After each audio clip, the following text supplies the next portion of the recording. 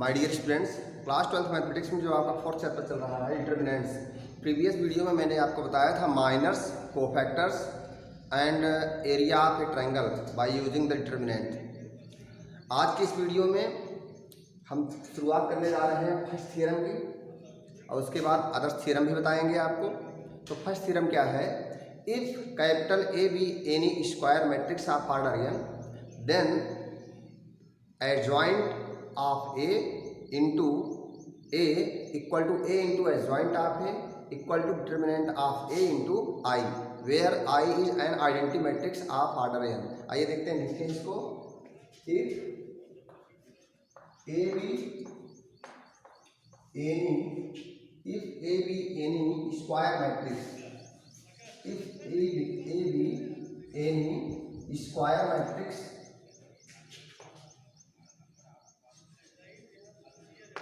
of order n,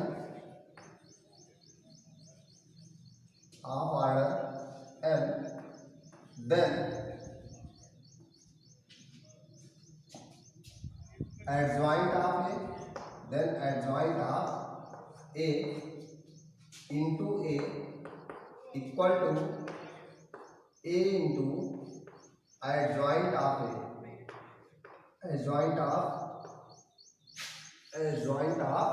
A equal to determinant of A into I, where I is an identity matrix of order n, where I is an identity matrix of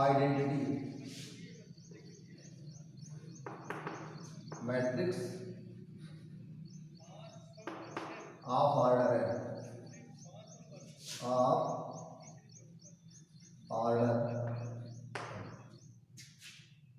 ठीक है। इसको हमें proof करना है, तो आइए देखते हैं प्रूफ। मान लेते हैं जो आपका स्क्वायर मैट्रिक्स है ऑर्डर n का, वो है क्या है? लेट A इक्वल टू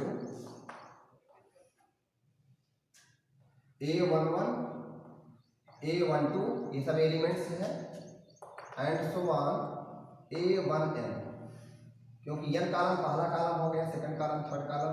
आइए देखते हैं A21 A22 and so on A2n, और ऐसे ही A11 A21 A31 and so on AN1, और ऐसे ही A12 A22 A32 and so on AN2। आप ऐसे चलेगा A31 A32 A33 A43, और इस तरह से जो है 1 मिनट क्या हुआ? A31 आपका थर्ड रो है, फर्स्ट कॉलम है, तो A31 हुआ, third row second column A32, इस तरह से आपका थर्ड रो रहेगा, लेकिन nth कॉलम होगा तो A3n हो जाएगा।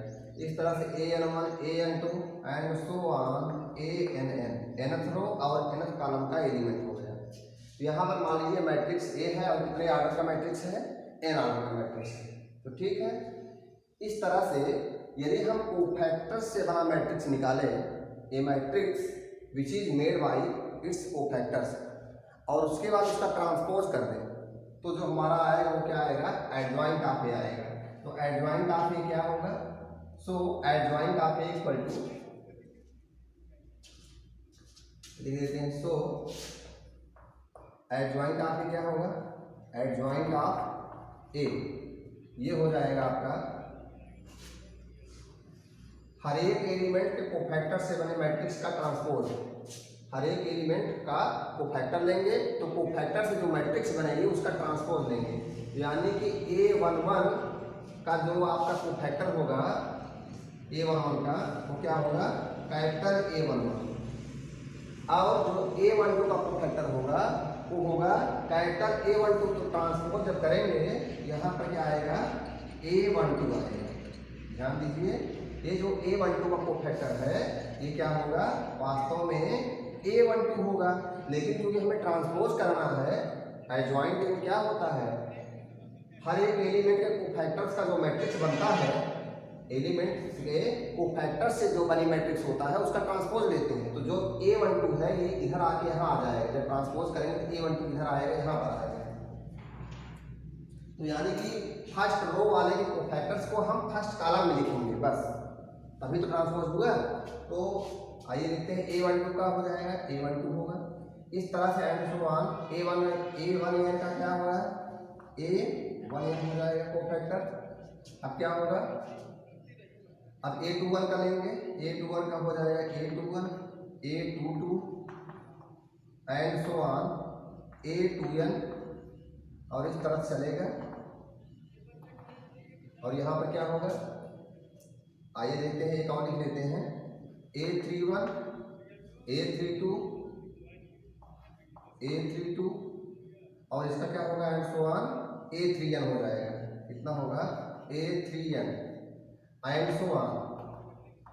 यहाँ पे क्या होगा, A11 है, A21 है, A31 है। जाहिर सी बात है कि अब लास्ट वाले रहेंगे तो A11 कहाँ लिखेंगे, AN1 हो गया, और AN2 का कहाँ लिखेंगे, यहाँ पर कोफैक्टर AN2 का हो जाएगा AN2 एंड सो ऑन। यहाँ पर क्या हो जाएगा ANN। यहाँ पर यही एडजॉइंट ऑफ A आ गया। अब करना क्या है, हमें निकालना है एडजॉइंट A इंटू A। ठीक है, एडजॉइंट A इंटू A निकालते हैं। क्या होगा, चाहे इसको पहले निकाल ले चाहे पहले इसको निकाले। आइए निकालते हैं एडजॉइंट A इंटू A। तो लिखेंगे therefore adjoint A, adjoint of A into A equal to, तो एडजॉइंट ऑफ A यही है और इंटू A करना है। तो आइए लिख देते हैं पूरा। तो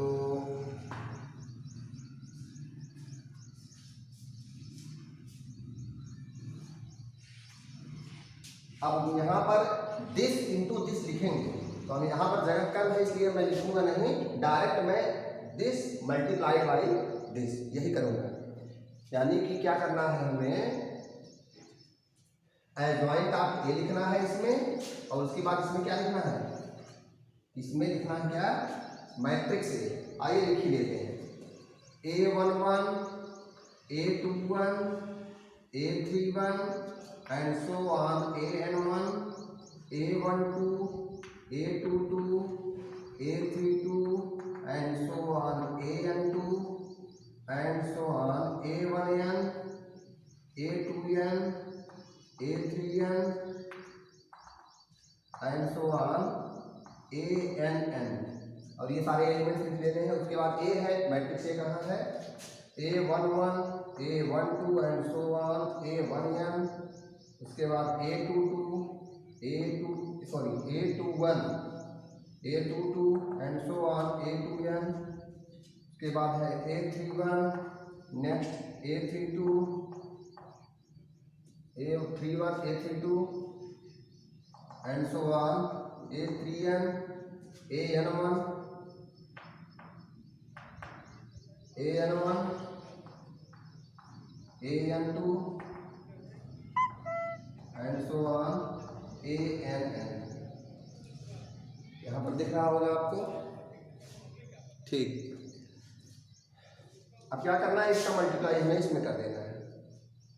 आपको याद होगा कि जब आप किसी भी डिटर्मिनेंट ऑफ, अगर मान लीजिए कोई है मैट्रिक्स, मान लीजिए है A11 है, A12 है, A13 है, मान लीजिए 3×3 आर्डर का कोई मैट्रिक्स है, 3 आर्डर का कोई स्क्वायर मैट्रिक्स है, A21, A22, A23 है एंड सो ऑन, और क्या A31, A32 एंड A33 है।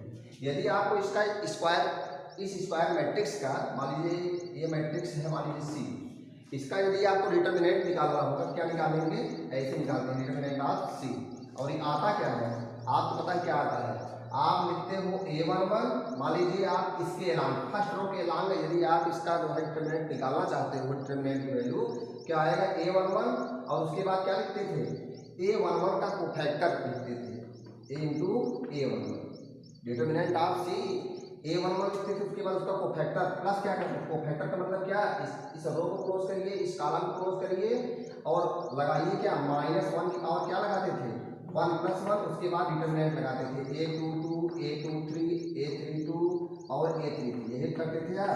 और वास्तव में A11 का मतलब A11 यहाँ एलिमेंट लिखते थे इस तरह से, A12 का लिखते थे, फिर उसका कोफैक्टर, फिर A13 उसका कोफैक्टर, मतलब कोई भी एलिमेंट लीजिए उसका कोफैक्टर का मल्टीप्लाई करिए प्लस सेकंड एलिमेंट लीजिए दूसरा वाला जो है उस एलिमेंट को लेकर उसका कोफैक्टर लिखते थे, फिर प्लस करते थे, फिर थर्ड वाले का कोफैक्टर लिखते थे। इस तरह से आपका डिटर्मिनेंट वैल्यू आ जाती थी।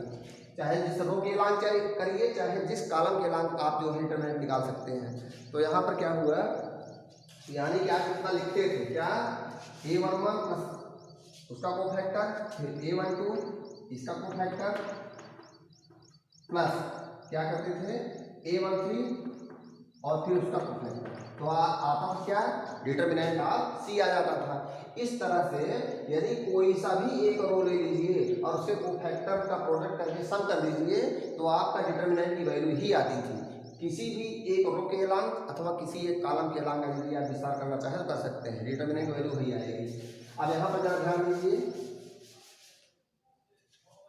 जब हम इसका मल्टीप्लाई इसमें करेंगे, इसमें जब मल्टीप्लाई करेंगे एडजॉइंट ऑफ ए का ए में क्या होगा, पहला काम तो इसके फर्स्ट रो का मल्टीप्लाई इसके फर्स्ट कॉलम में होगा, करिए क्या आएगा, इसको इरेज कर देते हैं।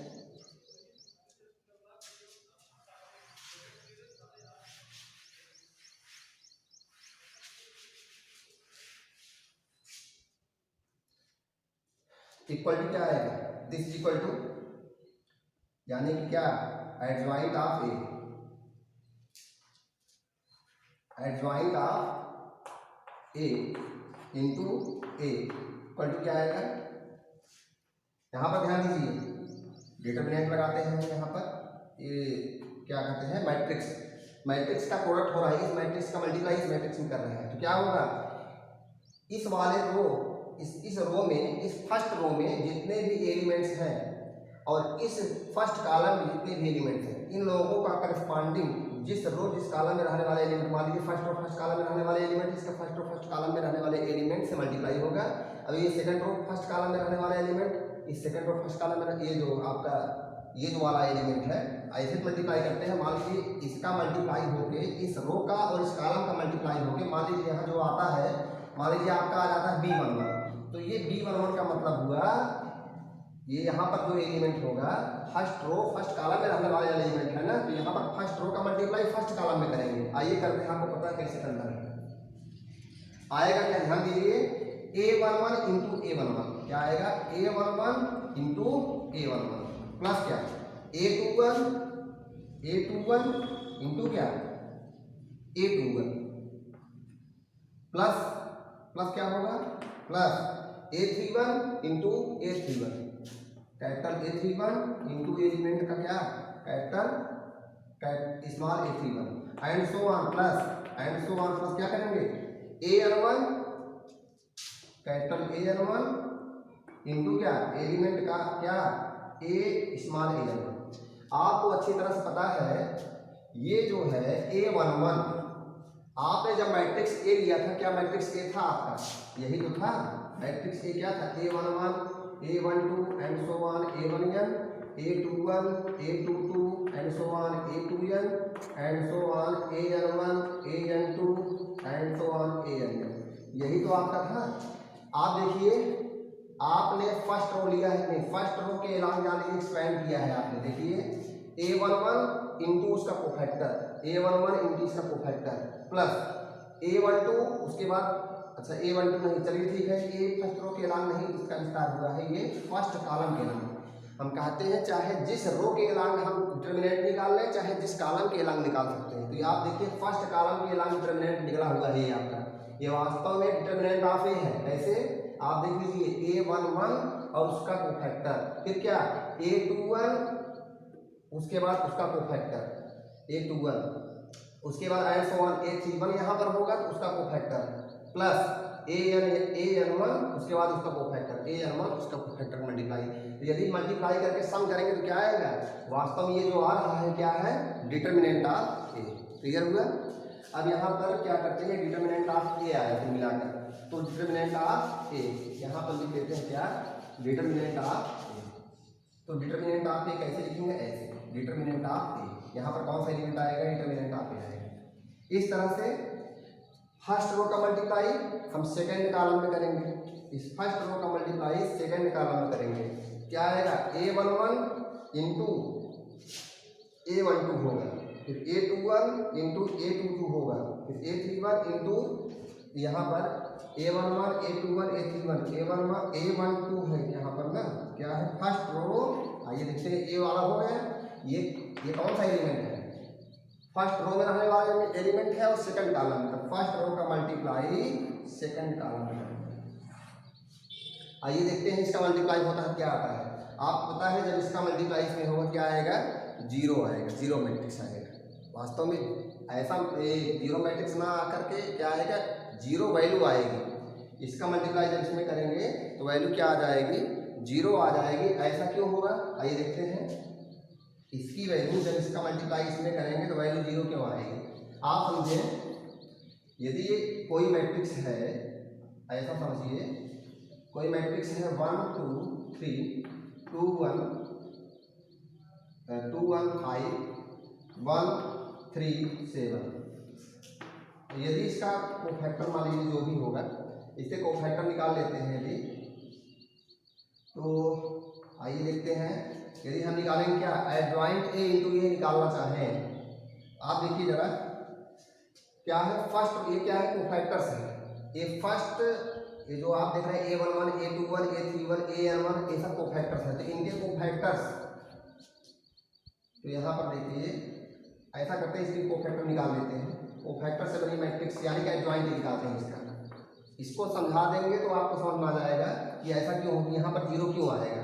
एडजॉइंट ऑफ ए जब निकालेंगे तो क्या आएगा, वास्तव में यहाँ पर आएगा first row first column close हो जाएगा यहाँ पर, और क्या होगा -1 पावर कितना, एडजॉइंट ऑफ ए निकालेंगे यहाँ पर तो क्या होगा, कोफैक्टर से जो बनी मैट्रिक्स होगी उसका ट्रांसपोज। तो कोफैक्टर पहले 1 का कोफैक्टर क्या होगा, 1 का कोफैक्टर आएगा माइनस प्लस हो जाएगा, 1 7 जा 7 और 5 3 जा 15, तो 7 माइनस 15, तो 7 माइनस 15 कितना होगा, 7 माइनस 15 हो जाएगा 8 माइनस ऑफ 8। अब यहाँ पर क्या होगा, माइनस ऑफ 8 आएगा। इसके बाद इसका कोफैक्टर लिखेंगे, 2 का कोफैक्टर क्या होगा, माइनस साइन के साथ क्या आ जाएगा, 2 7 जा 14 माइनस 5 1 जा 5, 14 माइनस 5 कितना हो जाएगा, आ जाएगा 9, तो माइनस ऑफ 9 आएगा यहाँ पर। यहाँ पर वो -9 इसका कोफैक्टर है, इस 2 का कोफैक्टर है, -9 यहाँ होगा, ट्रांसपोज करेंगे तो -9 यहाँ आएगा। इस तरह से आइए देखते हैं 3 का कोफैक्टर क्या होगा। 3 के यदि कोफैक्टर की बात करूँ तो पॉजिटिव साइन साथ क्या आएगा, दिस रो दिस कॉलम, तो 2 3 जा 6 -1 1 जा 1 हो जाएगा, 6 माइनस 1 इक्वल टू आएगा 5। तो 5 को कहाँ लिखेंगे, यहाँ पर लिखेंगे। तो 1 2 3 कोफैक्टर्स क्या आ गए क्रम से, -8 -9 और 5 आ गए। 2 का कोफैक्टर निकालेंगे तो आपको पता है सेकंड रो फर्स्ट कॉलम में है तो माइनस आएगा, यहाँ पर -1 पावर 2 + 1 करेंगे तो -1 आएगा। और उसके बाद क्या, first row second row first column close करेंगे, 2 7 जा 14 और 3 3 जा 9, 14 माइनस 9 इक्वल टू 5। यहाँ पर क्या आ गया, -5। नेक्स्ट कोफैक्टर इसका पॉजिटिव आएगा, तो पॉजिटिव साइन साथ क्या लिखेंगे, इस रो को इस कॉलम को क्लोज, इस कॉलम को इस रो को क्लोज करेंगे तो आएगा 1 7 जा 7 1 3 जा 3, 7 माइनस 3 इक्वल टू आएगा 4। यहाँ पर आएगा कितना, 4। अब क्या होगा, अब यहाँ पर जो है 5 का निकालेंगे, 5 का कोफैक्टर क्या होगा, इस रो को इस कॉलम को इस रो को क्लोज करेंगे तो माइनस साइन साथ क्या आएगा, 1 3 जा 3 और 1 2 जा 2, 3 माइनस 2 इक्वल टू 1, तो माइनस हाफ में आ गया। इस तरह से 1 का कोफैक्टर निकालेंगे तो फर्स्ट रो को कंप्लीट करिए, इस रो को कंप्लीट करिए, क्लोज करिए और इस कॉलम को क्लोज करिए, क्या आएगा। यहाँ पर जब इसका निकालेंगे फिर से वही बात, हम देख रहे हैं थर्ड रो फर्स्ट, ये थर्ड रो है फर्स्ट कॉलम है, 3 + 1 = 4 इवन होगा तो पॉजिटिव आएगा। क्या होगा, 2 5 जा 5 2 5 जा 10 1 3 जा 3, तो आएगा 10 माइनस 3 इक्वल टू 7, तो इसका कोफैक्टर हो जाएगा 7। 3 का कोफैक्टर निकालेंगे, 3 का कोफैक्टर होगा क्या, माइनस साइन के साथ 3 ये क्लोज होगा और ये, तो 1 5 जा 5 होगा और 2 3 जा 6, five minus six equal to -1, -1 into minus equal to +1। आइए एक बार फिर से कर लेते हैं। यहाँ पर 3 का निकाल रहे हैं तो इस रो क्लोज, इस कॉलम क्लोज करेंगे, इस रो क्लोज करेंगे। तो 1 5 जा 5 हुआ, 2 3 जा 5 माइनस इक्वल टू -1 -1 माइनस क्या होगा +1। आइए देखते हैं 7 को फैक्टर क्या है लास्ट। इस रो क्लोज करेंगे, इस कॉलम क्लोज करेंगे, क्या आएगा 1 1 जा 1 इंटू 1 इक्वल टू 1 आएगा। कौन सा साइन था? अपना साइन के साथ आएगा। 1 माइनस कितना 2 2 जा 4, 1 माइनस 4 इक्वल टू -3। अब ध्यान दीजिए, जब हम एडजॉइंट ऑफ ए इंटू ए करेंगे तो आप मान लीजिए इस रो का मल्टीप्लाई जब इस कॉलम में करेंगे आप, तो आपका मैट्रिक्स ए आएगा। क्या आएगा? वास्तव में जब एडजॉइंट ऑफ ए इंटू जब आप ए करेंगे तो इस रो का मल्टीप्लाई इस कॉलम में होगा, तो आपका मैट्रिक्स ए आएगा। यहाँ पर क्या आएगा? मैट्रिक्स ए आ जाएगा। लेकिन आप ध्यान दीजिए, जब इस रो का मल्टीप्लाई कहाँ गया, इस रो का मल्टीप्लाई जब इस कॉलम में करेंगे तो श्योर है 0 आएगा। चेक कर लीजिए, 8 2 जा कितना होगा? 8 2 जा 8 इंटू 2 क्या होगा? 16, -16 होगा। फिर क्या है? -5 बन जा -5 और 7 3 जा +20। आप देखिए कितना आ रहा है? -16 -5 कितना आ रहा है? -20 बना रहा है। और इसके साथ इसका सम करेंगे क्या आएगा? 0 आएगा। इस तरह से कोई भी, अभी मान लीजिए इस रो को ले और इस कॉलम को ले, मतलब जिस रो को ले रहे हैं यदि उसी कॉलम को लेकर चलेंगे, जिस रो का मल्टीप्लाई इस रो में कर रहे हैं उसी के कॉलम का मल्टीप्लाई करेंगे, मतलब उसी इसे उसके कोफैक्टर्स का। आप यहाँ पर देखिए, फर्स्ट रो का मल्टीप्लाई फर्स्ट कॉलम में कर रहे थे तो आपका जो है क्या है? डिटरमिनेंट ऑफ ए आया। लेकिन फर्स्ट रो का मल्टीप्लाई सेकंड कॉलम में करेंगे तो 0 आएगा। फर्स्ट रो का मल्टीप्लाई आप इस थर्ड कॉलम में करेंगे तभी 0 आएगा। चेक करें, 8 3 जा -24 और क्या -5 5 जा कहाँ गया? हाँ, -5 5 जा क्या होगा? -25 और क्या 7 7 जा 49 +49। आप देखिए क्या आएगा? -49 + 49 क्या हो जाएगा? 0 हो जाएगा।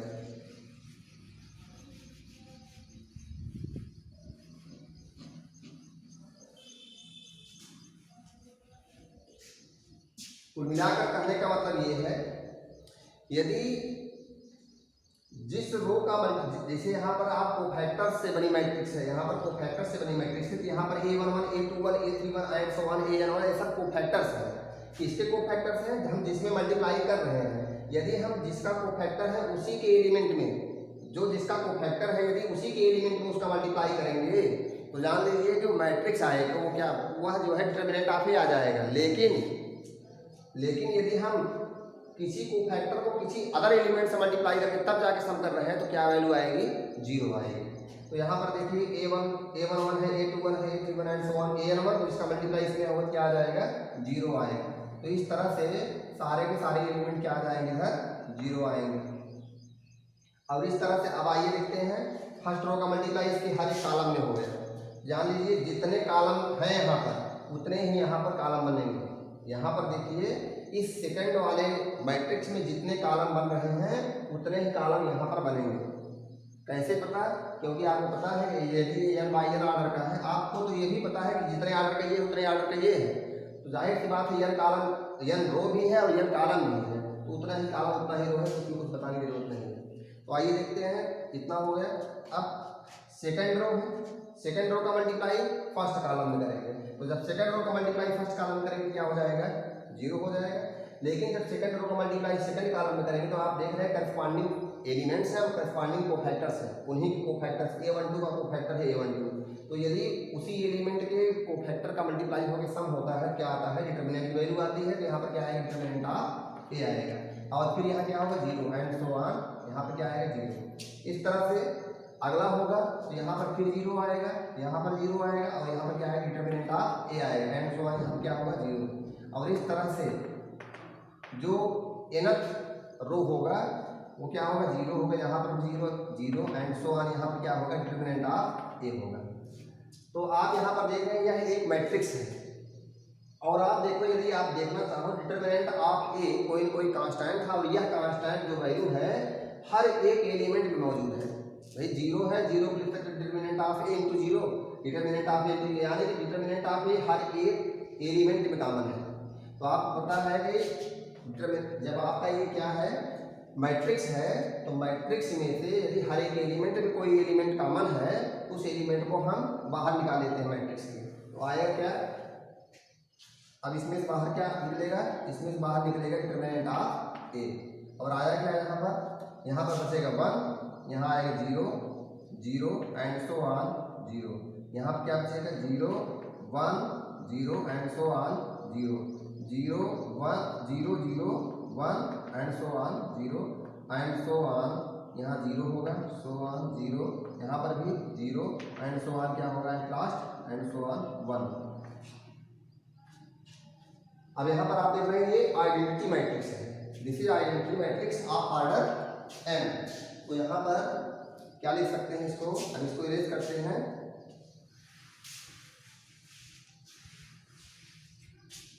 यहाँ पर आएगा determinant of A into identity matrix I, और यहाँ पर देखिए आई क्या है, आइडेंटिटी मैट्रिक्स है, कितने ऑर्डर का, n ऑर्डर का। तो आपका आया क्या है, joint of A into A equal to क्या आया, determinant of A into I. Similarly, we can also prove that a into adjoint of a equal to determinant of a into I। तो I क्या है, identity matrix है। Similarly आपको proof करना है, आप अलग से प्रूफ करके देख लीजिएगा। जैसे यहाँ पर जो कुछ आया है, तब यहाँ पर क्या होगा, जब आप a लिखोगे तो a11 होगा, a12 होगा एंड सो ऑन, a1n होगा, एंड इसी तरह से आपका a21 यहाँ पर होगा, a31 होगा एंड सो ऑन, an1 आएगा यहाँ पर एंड सो ऑन, क्या आएगा a22 आएगा। अब यहाँ पर क्या आएगा, a32 आएगा एंड सो ऑन, an2 आएगा and so on, at last an आएगा। यहाँ पर क्या आएगा एंड सो ऑन, यहाँ पर a12 है, फिर यहाँ क्या आएगा एंड सो ऑन, a2 ये क्या है, a11 a12 a1n है। यहाँ पर ऐसे ही a2n आएगा एंड सो ऑन, क्या आएगा यहाँ पर, अच्छा a3n आएगा एंड सो ऑन, an आएगा। तो यहाँ पर ये आएगा, ये क्या है, मैट्रिक्स ए है। अच्छा उसके बाद एडजॉइंट ऑफ ए का, एडजॉइंट ऑफ ए लिखेंगे तो यहाँ पर इसका ट्रांसपोज कर देंगे, मतलब इसके कोफैक्टर्स का ट्रांसपोज इससे लगातार आएगा, a11 आएगा, a12 आएगा, यहाँ a13 आएगा एंड सो ऑन। तब आप क्या करेंगे, आप जरा ध्यान दीजिए, जब आप मल्टीप्लाई करने लगेंगे इस फर्स्ट रो का मल्टीप्लाई इस फर्स्ट कॉलम में होगा कि नहीं होगा, तो आप देखिए फिर से करस्पॉन्डिंग एलिमेंट्स आ गए, इसके करस्पॉन्डिंग कोफैक्टर्स आएंगे, उनका सम होगा, फिर से वही आएगा डिटरमिनेंट ऑफ ए, सब कुछ यही बनेगा। यानी फिर से आप जो है डिटरमिनेंट ऑफ ए कॉमन लेंगे तो आप डिटरमिनेंट ऑफ ए इंटू आई आएगा, तो फिर से वही आएगा। तो इसलिए हम डायरेक्ट दे रहे हैं। Similarly we can prove that, क्या प्रूव कर सकते हैं, a into adjoint of a equal to क्या, determinant of a into I, where i is an identity matrix of order n। और यहाँ पर a भी क्या है, a एडजॉइंट a चाहे i हो, सब के सब n ऑर्डर के स्क्वायर मैट्रिक्स है, ठीक है। अब यहाँ पर जो है ये आया, तो आपने क्या प्रूफ किया, adjoint of A into A equal to A into adjoint of A equal to determinant of A into I. तो इस प्रकार से आपका प्रूफ हुआ। So we can say that, so we get what, therefore we get, क्या मिला आपको, adjoint of A into A equal to A into adjoint of A equal to determinant of A into I. यहाँ पर क्या है, ए क्या है, कोई भी स्क्वायर मैट्रिक्स है, कितने ऑर्डर का, एन ऑर्डर का। तो एडजॉइंट ऑफ में क्या होगा, ये भी स्क्वायर मैट्रिक्स होगा, कितने ऑर्डर का, एन ऑर्डर का। और आई पता है आपको क्या है, आइडेंटिटी मैट्रिक्स है, कितने ऑर्डर का, एन ऑर्डर का। तो यहाँ पर ये जो है प्रूफ हुआ, शायद आपको इतना समझ में आया होगा। अब आप इसको जो है नोट डाउन कर सकते हैं, वीडियो को पास करके आप नोट डाउन कर लीजिए। आइए देखते हैं सेकंड थ्योरम।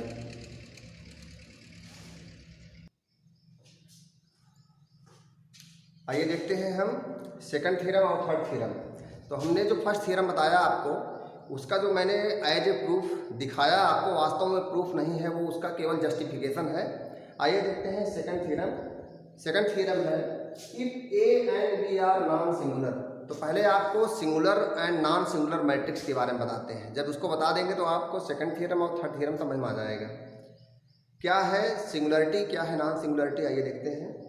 कोई भी मैट्रिक्स ए हो, कोई भी स्क्वायर मैट्रिक्स हो, पहली बात तो सिंगुलर होने के लिए अथवा नॉन सिंगुलर होने के लिए वो मैट्रिक्स जो है स्क्वायर मैट्रिक्स होना चाहिए। कोई भी मैट्रिक्स यदि स्क्वायर मैट्रिक्स नहीं है तो हम उसको सिंगुलर और नॉन सिंगुलर कह ही नहीं सकते। कभी भी देखना है यदि कोई मैट्रिक्स कि सिंगुलर है कि नॉन सिंगुलर है, तो पहली बात तो वो मैट्रिक्स जो है स्क्वायर मैट्रिक्स होनी चाहिए, क्योंकि जब तक स्क्वायर मैट्रिक्स नहीं होगा तब तक हम उसका डिटर्मिनेंट नहीं निकाल सकते, और जब तक डिटर्मिनेंट नहीं निकालेंगे तब तक ये पता नहीं चलेगा कि वो जो मैट्रिक्स दिया गया है वो सिंगुलर है कि नॉन सिंगुलर है। तो आप जान लीजिए कोई सा भी मैट्रिक्स ए हो, यदि उस मैट्रिक्स का डिटर्मिनेंट वैल्यू 0 आ जाए तो जान लेंगे कि वो मैट्रिक्स कैसा मैट्रिक्स है, सिंगुलर मैट्रिक्स। यदि determinant of A is 0 then matrix A is called singular matrix. लेकिन यदि डिटरमिनेंट, ध्यान दीजिए ए क्या है, ए स्क्वायर मैट्रिक्स है। ए क्या है, ये मैट्रिक्स जो ए है, this A is square matrix, और यहाँ पर यदि किसी स्क्वायर मैट्रिक्स ए का डिटरमिनेंट 0 नहीं है, does not equal to 0, then matrix A is called non-singular matrix, non-singular matrix। आइए देख लेते हैं क्या होगा सिंगुलर मैट्रिक्स कैसे, क्या है। एक एग्जांपल देख लेते हैं, उससे समझ में आ जाएगा आपको।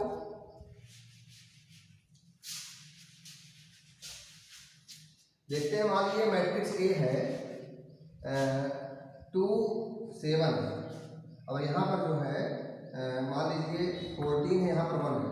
आप ध्यान दीजिए ये आपका मैट्रिक्स ए है। यदि कोई कहे डिटरमिनेंट वैल्यू निकालिए, इसकी क्या बोलेंगे, determinant of A equal to determinant of 2 1 14 7, और क्या वैल्यू आएगी आपकी 2 7 जा 14 माइनस 14 1 जा 14 इक्वल टू क्या आया 0।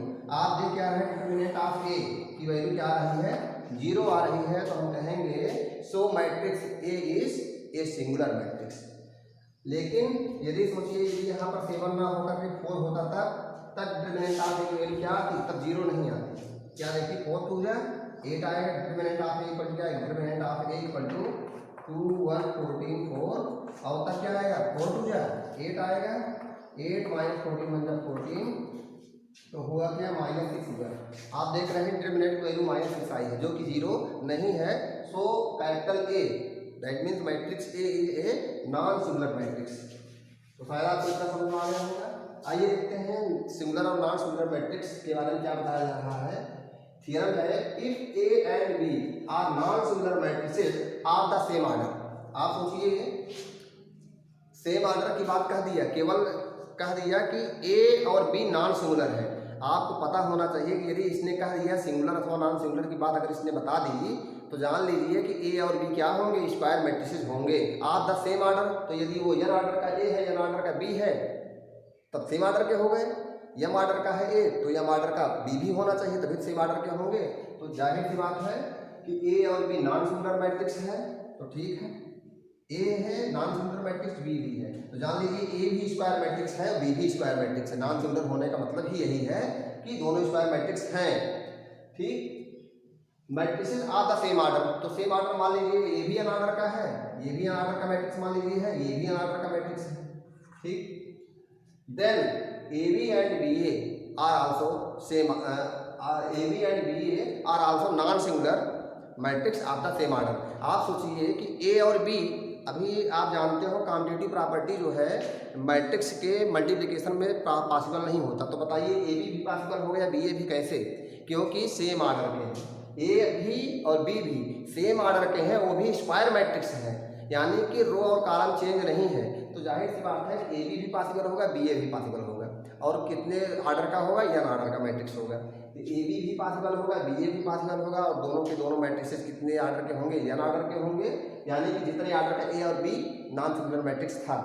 तो जान लीजिए कि ए बी भी नॉन सिंगुलर होगा और बी ए भी नॉन सिंगुलर मैट्रिक्स होगा, यानी कि कभी भी ए और B two non singular matrices हों सेम आर्डर के, तो A B and B A both matrices, ये ए बी क्या है, एक मैट्रिक्स आएगा, बी ए भी क्या है, एक मैट्रिक्स आएगा, दो के दोनों मैट्रिसेस जो होंगे ए बी भी और बी ए भी, ये दोनों के दोनों क्या होंगे, नॉन सिंगुलर होंगे।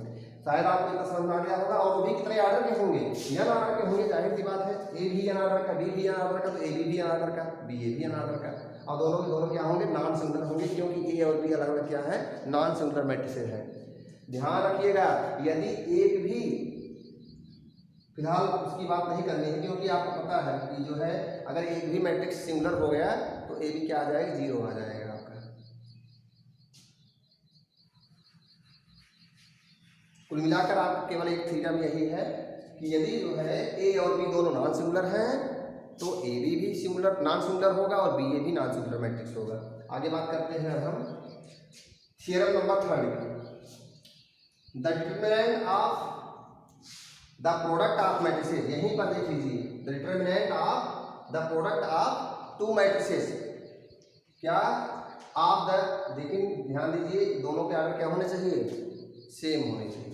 आप देखिए ए बी सेम आर्डर के होंगे, ए और बी ध्यान दीजिए सेम आर्डर के स्क्वायर मैट्रिक्स होंगे। क्यों, ए यदि सेम आर्डर का नहीं होगा डिटरमिनेंट आप निकाल ही नहीं सकते। आप ध्यान दीजिए, अगर स्क्वायर मैट्रिक्स के नहीं होगा तो उसका आप डिटरमिनेंट निकाल ही नहीं सकते। बी भी स्क्वायर मैट्रिक्स होगा तभी उसका डिटरमिनेंट निकलेगा। तो याद रखिए कि दोनों जो है सेम आर्डर के होंगे, सेम आर्डर के और स्क्वायर मैट्रिक्स भी होंगे, क्योंकि यदि सेम आर्डर के होंगे तभी पॉसिबल होगा। तो the determinant of the product of matrices is equal to the product of their respective determinants. अच्छा, यहाँ पर प्रोडक्ट ऑफ टू मैट्रिसेस बताया जा रहा है, तो हम सेम आर्डर की बात कर रहे हैं। आप जान लीजिए, यदि प्रोडक्ट की बात कर रहा है वो, तो जाहिर सी बात है वो सेम आर्डर के थे, इसीलिए प्रोडक्ट हो रहा है। तो वहाँ पर सेम आर्डर बोलने की जरूरत नहीं, क्योंकि प्रोडक्ट हो पा रहा है, उससे ही ये क्लियर हो जा रहा है कि वो सेम आर्डर के हैं स्क्वायर मैट्रिसेस ए और बी। तो यहाँ पर कहा जा रहा है कि ए और बी के जो प्रोडक्ट का डिटरमिनेंट है वो ए के डिटरमिनेंट और बी के डिटरमिनेंट के प्रोडक्ट के इक्वल है। तो यह ए भी जान लीजिए, ये भी एक थ्योरम है कि दो मैट्रिक्स के प्रोडक्ट का डिटरमिनेंट उन दोनों मैट्रिक्स के अलग अलग डिटरमिनेंट के प्रोडक्ट के इक्वल होता है। ये भी आपका एक थ्योरम है, इसको भी आप याद रखिए। Determinant of A B equal determinant of A into determinant of B, where A and B are square matrices of the same order. ध्यान दीजिए यहाँ पर,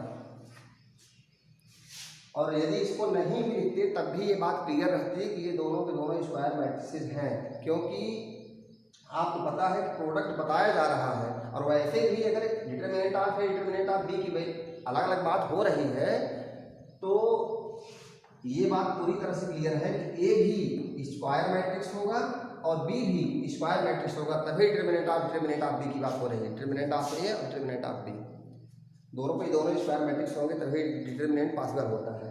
तो फिलहाल आप इतना जानते रहे, ये जो आपका थ्योरम नंबर 3 है यही इतना कह रहा है कि यदि कोई ए मैट्रिक्स हो बी मैट्रिक्स हो अलग अलग, दोनों का प्रोडक्ट का डिटरमिनेंट लिया जाए तो वह दोनों के अलग अलग डिटरमिनेंट के प्रोडक्ट के इक्वल होता है।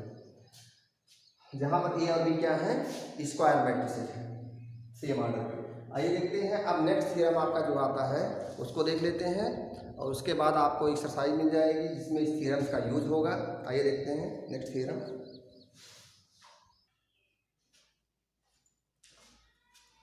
आइए देखते हैं थ्योरम नंबर 4 क्या है। A square matrix A is invertible if and only A is non singular matrix. If and only, if का मतलब हुआ कि यदि स्क्वायर मैट्रिक्स कोई ए है, ए कोई स्क्वायर मैट्रिक्स है, तो ए अगर उसका इन्वर्टिबल पॉसिबल हो, ए एक स्क्वायर मैट्रिक्स है और यदि यह इन्वर्टिबल है, कोई स्क्वायर मैट्रिक्स ए यदि इन्वर्टिबल है तो श्योर है कि वो नॉन सिंगुलर मैट्रिक्स होगा। कोई भी मैट्रिक्स ए, कोई भी स्क्वायर मैट्रिक्स ए यदि इन्वर्टिबल है, यानी कि यदि उसका इन्वर्स निकाला जा सकता है, तो श्योर ये है कि ए क्या होगा, नॉन सिंगुलर मैट्रिक्स होगा। और इसका अपोजिट भी सही होगा, यानी कि यदि कोई ए मैट्रिक्स है और वो नॉन सिंगुलर है, यदि कोई मैट्रिक्स ए नॉन सिंगुलर है तो श्योर है कि वो इन्वर्टिबल भी होगा। यानी कि every non singular matrix is an invertible matrix and any invertible matrix is also non singular. यदि कोई इन्वर्टिबल मैट्रिक्स है तो श्योर है कि नॉन सिंगुलर होगा, और यदि कोई नॉन सिंगुलर मैट्रिक्स है तो वो इन्वर्टिबल होगा। ये दोनों बातें सही, यदि एक होगा दूसरा श्योर होगा। तो इतना सारा तो क्लियर हो गया होगा कि every non singular matrix is invertible matrix and every invertible matrix is also non singular matrix. तो ये बात जानते रहिए। आइए इसको प्रूव कर देते हैं कि कोई भी मैट्रिक्स यदि इन्वर्टिबल होगा तो वो नॉन सिंगुलर होगा। तो पहले इसको प्रूव करेंगे कि कोई मैट्रिक्स यदि इन्वर्टिबल है तो वो नॉन सिंगुलर होगा। आइए देखते हैं, प्रूव करते हैं। अभी तक के थ्योरम में थ्योरम फर्स्ट, थ्योरम सेकंड और थ्योरम थर्ड ये दोनों केवल स्टेटमेंट थे विदाउट प्रूफ, लेकिन ये आपका जो थ्योरम है ये प्रूफ के साथ है। आइए देखते हैं। Let A B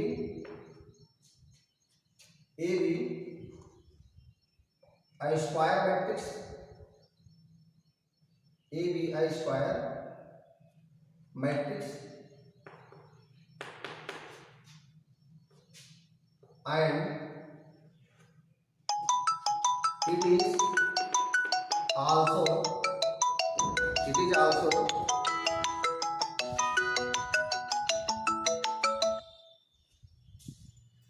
let A be a square matrix and it is also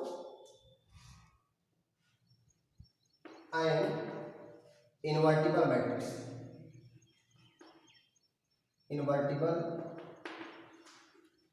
It is also an invertible matrix.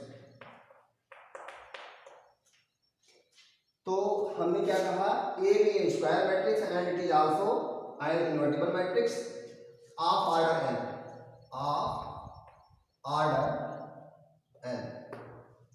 And I be an identity matrix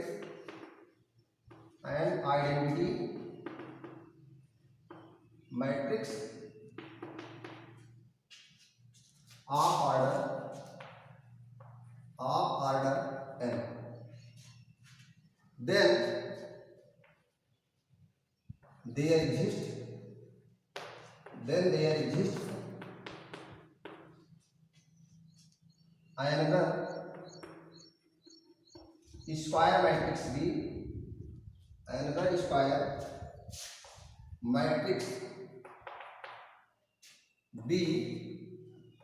of order n such that A into B equal to B into A equal to Y। इतनी बात बची है। आइए जानते हैं कैसे। आप बताइए, यदि कोई स्क्वायर मैट्रिक्स ए है और हमने मान लिया कि वो इन्वर्टिबल है, तो जरूरी है कि उसका कोई न कोई इन्वर्स होगा जरूर। यदि वो इन्वर्टिबल है इसका मतलब उसका इन्वर्स निकाला जा सकता है। यदि इन्वर्स निकाला जा सकता है तो उसका इन्वर्स होगा भी तो कोई न कोई मैट्रिक्स, तो वह भी उसी आर्डर का ही मैट्रिक्स होगा। इसीलिए हमने कहा कि क्योंकि ए जो है इन्वर्टिबल मैट्रिक्स है, A B a square matrix and it is also an invertible matrix, इतना हमने माना है। और आई भी मैंने कोई मान लिया है कि आइडेंटिटी मैट्रिक्स है उसी आर्डर का, एन आर्डर का, तो श्योर है कि there exist another square matrix B of order n. Sure है कि कोई न कोई मैट्रिक्स बी ऐसा होगा कि जिसका मल्टीप्लाई ए में करने पर आई आएगा, तो उसी बी को हम क्या कहेंगे, इन्वर्स ऑफ ए कहेंगे। जाहिर सी बात है कि इन्वर्टिबल होगा तभी तो उसका इन्वर्स मिलेगा। तो कोई न कोई मैट्रिक्स उसका इन्वर्स बन के आएगा जिसका प्रोडक्ट करने पर आई आएगा, क्योंकि ए क्या है, इन्वर्टिबल है, तो जाहिर सी बात है उसका इन्वर्स जरूर होगा। तो यहाँ पर बी क्या है, इन्वर्स ऑफ ए। शायद आपको इतना समझ में आ गया होगा। आइए अब बात करते हैं यहाँ पर A B equal to B A equal to क्या आ गया, आई आ गया है। तो यहाँ पर हमें क्या दिखाना है, अब ध्यान दीजिए, यहाँ पर हमने दिखा दिया है ए इनवर्टिबल है। तो यदि ए इनवर्टिबल है, मुझे दिखाना क्या है, determinant of A is not equal to 0, यही दिखाना है। तो आप सोचें यहाँ पर जो दिया गया है क्या करना है, दोनों साइड में क्या कर लेते हैं, डिटरमिनेंट ले लेते हैं। तो हमें पता है A B equal to B equal to I है। अब यहाँ पर जब डिटरमिनेंट लेंगे तो क्या आएगा, so taking determinant of both side, taking determinant we है, क्या मिलेगा हमें, determinant of A B equal to determinant of B A equal to क्या, डिटरमिनेंट ऑफ आई क्या होगा, आइडेंटिटी मैट्रिक्स का जो डिटरमिनेंट वैल्यू होती है क्या होती है, 1। अब आपको पता है यहाँ पर this implies that determinant of A B क्या होगा, this is determinant of A into determinant of B equal to क्या होगा, determinant of B into determinant of A equal to यहाँ पर क्या आएगा, 1 तो है ही। आप बताइए, हम किसी भी एक की बात कर लें, आप बताइए यदि ए बी की तो मुझे बात ही नहीं करनी है, बी की मुझे बात नहीं करनी है, मुझे केवल डिटरमिनेंट ऑफ ए की बात करनी है, क्योंकि मुझे बताना क्या है कि determinant of A does not equal to 0। आप सोचिए यदि डिटरमिनेंट ऑफ ए 0 होता तो बताइए 0 इंटू समथिंग 1 आता कभी नहीं आता। यदि डिटरमिनेंट ऑफ ए की वैल्यू 0 होती, 0 इंटू समथिंग 0 आ जाता, यानी 1 नहीं आता, श्योर, ये इससे श्योर होता है, this implies that determinant of A does not equal to 0। That means what, this implies that A is non singular matrix, A is a non singular matrix. इस प्रकार से क्या होगा, ये क्या होगा, नॉन सिंगुलर मैट्रिक्स होगा। अब इसका कन्वर्स देखते हैं, आइए देखते हैं इसका कन्वर्स। इसको आप जो है नोट डाउन कर लीजिए, आगे बढ़ते हैं।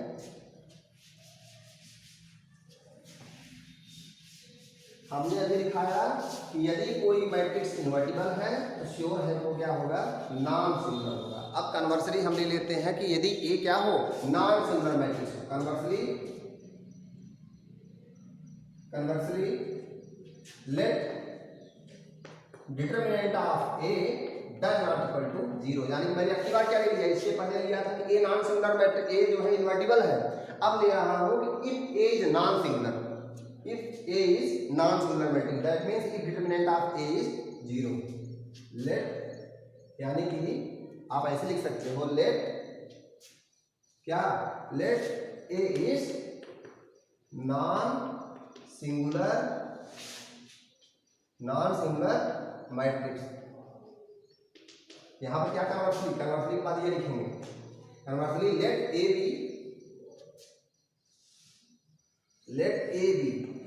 ए be a non singular matrix, that is what, that is determinant of A equal to 0। अब जब determinant of A equal to 0 हो गया, आइए देखते हैं, हमें एक रिजल्ट पता है, जो फर्स्ट थ्योरम मैंने बताया था आपको, क्या बताया था, adjoint of A into A equal to A into adjoint of A into equal to क्या, डिटरमिनेंट ऑफ ए इंटू क्या, आई। यही होता है। क्या करना है हमें, दोनों साइड में क्या ले लेते हैं, डिटरमिनेंट ले लेते हैं। फिर से क्या ले लेते हैं, दोनों साइड का डिटरमिनेंट ले लेते हैं। जब डिटरमिनेंट लेंगे क्या आएगा, this implies that determinant of adjoint of A into A equal to determinant of A into adjoint of A equal to क्या, इधर डिटरमिनेंट लेंगे, आपको पता है डिटरमिनेंट ऑफ ए है, यहाँ पर डिटरमिनेंट ऑफ ए इंटू क्या है, आई है, यहाँ पर आएगा क्या, डिटरमिनेंट ऑफ। एक काम अभी ऐसा करते हैं, थोड़ी सी कमी रह गई है, आप ध्यान दीजिए, ये थोड़ा सा जो है, आप यहाँ पर देखें, ये डिटरमिनेंट ऑफ ए है, जब ये नॉट इक्वल टू 0 है तो यानी कि ये नॉन जीरो रियल नंबर है। आप सोचिए डिटर्मिनेंट ऑफ ए जो आता है वो एक रियल नंबर आता है, तो ये does not equal to zero है, यानी कि नॉन जीरो रियल नंबर है। यदि कोई नॉन जीरो रियल नंबर हो तो उसे हम दोनों साइड डिवाइड करें, यानी कोई डिवाइजर बन सकता है। Non zero real number divisor बन सकता है। यहाँ पर सोचिए जीरो से डिवाइड नहीं कर सकते, सोचिए अगर डिटर्मिनेंट ऑफ ए जीरो भी हो सकता है तो हम जीरो से दोनों साइड डिवाइड नहीं कर सकते थे। और डिटर्मिनेंट ऑफ ए जीरो नहीं है, इसका मतलब हम चाहें तो डिटर्मिनेंट ऑफ ए से दोनों साइड डिवाइड कर सकते हैं। तो इसी की तो बचत थी। इसके पहले यदि सोचिए जीरो होता तो हम नहीं कर सकते थे डिवाइड, लेकिन अब कर सकते हैं क्योंकि does not equal to zero है। तो आइए डिटर्मिनेंट ऑफ से डिवाइड कर देते हैं। क्या आएगा? आपका आएगा 1 upon determinant of A into adjoint of A into A equal to A into 1 upon determinant of A into adjoint of A equal to क्या? आई। यहाँ पर आई क्या है? आइडेंटिटी मैट्रिक्स है, कितने ऑर्डर का? n ऑर्डर का। आइए देखते हैं this implies that where I, यहाँ बता देंगे where I is an identity matrix of order m, और यहाँ पर सब के सब n ऑर्डर के स्क्वायर मैट्रिक्स है। आइए देखते हैं क्या है। मान लेते हैं this is equal to B, let us consider this is equal to B. तो क्या हुआ? बी ए इक्वल टू क्या? और इक्वल टू क्या आया? I. Where B equal to क्या? 1 upon matrix A into adjoint of A, where B equal to this. तो यहाँ पर हो गया। तो आप यहाँ पर देख रहे हैं बी इक्वल टू यहाँ पर आया है A, B A equal to A B equal to I आया है। It means that this implies that B is inverse of B is inverse of A. It means that B is inverse of, जाहिर सी बात है B A equal to A B equal to I आ जाए, इसका मतलब अगर हम बी का मल्टीप्लाई ए में करने से अथवा ए का मल्टीप्लाई बी में करने से आई आ रहा है, तो जाहिर सी बात है कि ए इन्वर्टिबल है, तभी तो A B equal to I आ रहा है। तो ए का मल्टीप्लाई बी में करने से अथवा बी का मल्टीप्लाई ए में करने से यदि आई आ रहा है तो श्योर है कि ए इन्वर्टिबल है, और उसका इन्वर्स है कौन? बी है। तो B is inverse of A, that is what? A is a invertible matrix, that is A is an invertible matrix। शायद आपको ये बात क्लियर हो गई होगी। हमें क्या दिखाना था कि यदि नॉन सिंगुलर है तो वो इन्वर्टिबल होगा। हमने ये भी दिखाया कि यदि नॉन सिंगुलर हो तो इन्वर्टिबल होगा, और इसके पहले मैंने दिखाया था यदि कोई मैट्रिक्स जो है इन्वर्टिबल है तो वो नॉन सिंगुलर मैट्रिक्स होगा। तो शायद आपको इतना समझ में आया होगा। अब जो है आपको एक्सरसाइज मिल जाएगी। आप जो है एक्सरसाइज आपको 4.5 मिल चुकी है। आप एक्सरसाइज 4.5 के हर एक क्वेश्चन को सॉल्व करेंगे। जो भी प्रॉब्लम्स आती हैं आप उसको पूछ सकते हैं। आप जो है मेरा मोबाइल नंबर है, इस पर आप कॉल करके अपने डाउट्स बता सकते हैं। 7706018426 इस मोबाइल नंबर पर अपने डाउट्स बता सकते हैं, मैसेज करके व्हाट्सअप करके बता दें, और उसको मैं जो है यदि आपको कोई डाउट रहता है तो मैं उसका एक डाउट क्लास ले लूँगा, उसको आपको एक्सप्लेन कर दूँगा। Thank you very much.